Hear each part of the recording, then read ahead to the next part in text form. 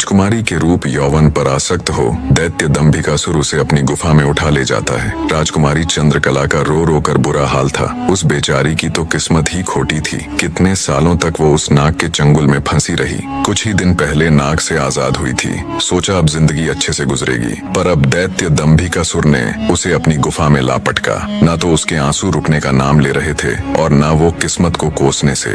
उसकी मनमोहक सुंदरता से अभिभूत दैत्य ने उसके साथ किसी प्रकार का बल प्रयोग नहीं किया। वह उस अद्भुत नारी को जबरदस्ती नहीं बल्कि उसकी सहमति से प्राप्त करना चाहता था। दंभिकासुर ने राजकुमारी से कहा, या तो तू अपनी मर्जी से मेरे साथ रहने के लिए सहमत हो जा, अन्यथा आजीवन तू ऐसे ही मेरी कैद में सड़ती रहेगी। दैत्य की बात सुन राजकुमारी चंद्रकला गुस्से से रोती हुई बोली, मैं तुम्हारे साथ रहने से पहले मरना पसंद करूंगी, और अगर तुम ये सोचते हो कि तुम मुझे यहाँ उठा लाए तो मैं तुम्हारी हो गई तो ये तुम्हारी सबसे बड़ी भूल है। मेरा पति मुझे ढूंढते हुए यहाँ जरूर आएगा और वो तुझे छोड़ेगा नहीं। राजकुमारी की बात सुन दंभिकासुर घिनौनी हंसी हंसते हुए बोला, लगता है तुम पागल हो गई हो। मैंने तुम्हें यहाँ 7 तालों के भीतर बंद किया है। यहाँ तक किसी का भी पहुँचना असंभव है, और अगर गलती से कोई यहाँ तुझे ढूंढता हुआ आ भी गया तो मैं उसे एक कीड़े की तरह मसल दूंगा।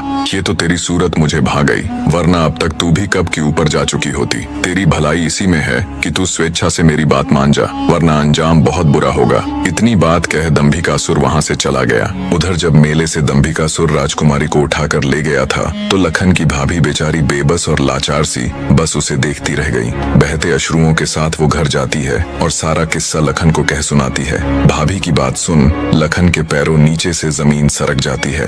वो तुरंत भारी कदमों से अपनी पत्नी चंद्रकला को खोजने निकल पड़ता है। कई दिनों तक जंगलों और शहरों की खाक छानता भूखा प्यासा लखन अपनी पत्नी को ढूंढता ढूंढता भटक रहा था। तभी उसे एक कुटिया दिखाई देती है।